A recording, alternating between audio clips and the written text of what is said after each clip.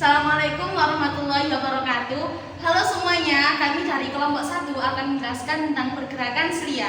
Sebelumnya, perkenalkan saya Nadia Dwi Febriani Safitri dengan NIM 20. Dan saya Fatimah Zahra Ahmad dengan NIM 65. Dan saya Valencia Putri Sasabila dengan NIM 18. Saya Devi Octavia dengan NIM 60. Saya Muhammad Haidar Arahim Diulhaq dengan NIM 38. Silahkan menyaksikan.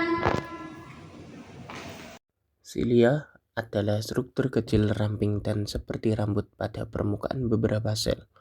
Mereka bisa motil atau non-motil. Silia non-motil tidak bergerak sendiri. Mereka menggunakan sistem sensor. Di sisi lain, silia motil dapat bergerak dan gerakannya menggerakkan cairan di permukaan. Dalam video ini, kita akan membahas silia motil saja. Pertama, mari kita bicarakan tentang struktur silia. Ia muncul dari badan basalnya sendiri. Badan basal pada dasarnya adalah sentriol yang terletak tepat di bawah membran sel. Di bagian tengah silia terdapat suatu struktur yang disebut aksenoma. Pada penampang melintang tampak seperti ini, yang terbuat dari mikrotubulus.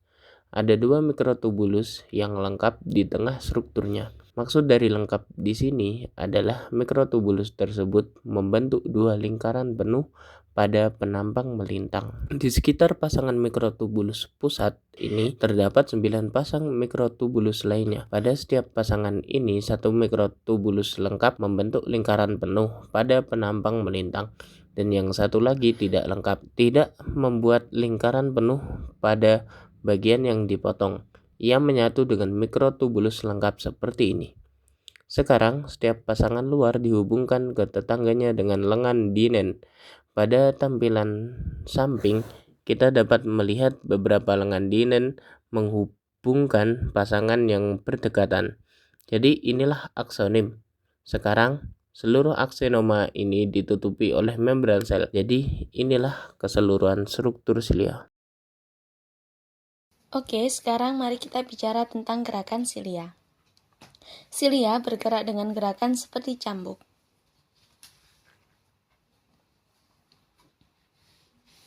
Ada 2 bagian pada tiap pukulannya. Gerakan maju merupakan gerakan mendorong maju yang cepat yang mendorong cairan pada permukaan sel ke arah depan. Kemudian datang gerakan maju yang merupakan gerakan menyeret yang lambat. Ini hampir tidak menghasilkan efek pada pergerakan fluida. Pada akhirnya, silia kembali ke posisi awalnya. Gerakan ini diulang terus-menerus, dan tentu saja gerakan yang sama terjadi pada semua silia di permukaan sel. Secara kolektif, mereka menggerakkan cairan ke arah gerakan maju. Sekarang mari kita lihat bagaimana gerakan ini sebenarnya dihasilkan pada tingkat molekuler. Mari kita lihat kalau pasangan tubulus perifer yang berdekatan saling terhubung lewat lengan dianin. Sekarang, lengan-lengan ini bekerja seperti motor molekuler.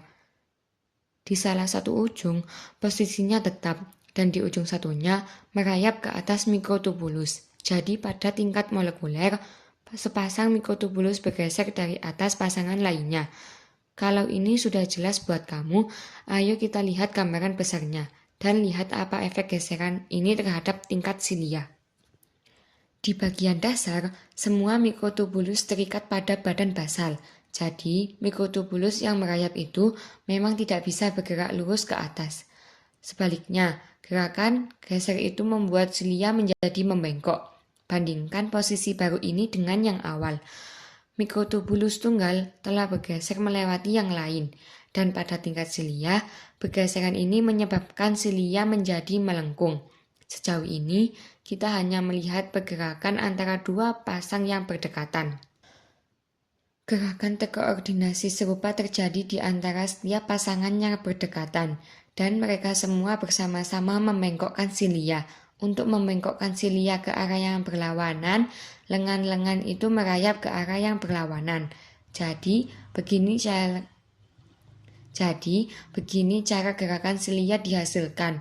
Lengan dianin menggunakan ATP untuk merayap. Jadi gerakan silia itu merupakan proses yang menghabiskan energi. Pentingnya gerakan silia dalam tubuh. Gerakan silia memiliki peran penting di dalam tubuh manusia dan dapat ditemukan di dua tempat utama, yaitu saluran pernapasan dan tuba falopi. Pada saluran pernapasan, gerakan silia terjadi pada sel epitel di hidung serta saluran pernapasan bagian bawah. Fungsinya adalah untuk menggerakkan lendir atau mukus menuju ke faring, di mana lendir tersebut kemudian ditelan ke dalam esofagus. Dengan cara ini, benda asing atau patogen yang masuk ke saluran pernapasan saat kita menghirup udara dapat dibersihkan dan dikeluarkan dari tubuh. Sementara itu, di tuba falopi, gerakan silia pada sel epitel berfungsi untuk memindahkan ovum atau sel telur dari ovarium menuju rahim. Silia adalah struktur kecil, ramping, dan menyerupai rambut pada permukaan sel. Silia terdiri dari aksonema sentral yang ditutupi oleh membran sel. Aksonema terdiri dari 2 mikrotubulus pusat dan 9 pasang mikrotubulus mengelilinginya. Setiap pasangan yang berdekatan di pinggiran dihubungkan oleh protein dainin.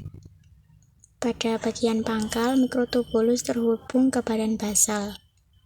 Pada gerakan silia, gerakan maju yang cepat mengerakkan cairan ke arah depan dan usapan ke belakang perlahan-lahan mengembalikan silia ke posisi awal tanpa menghasilkan banyak efek pada cairan.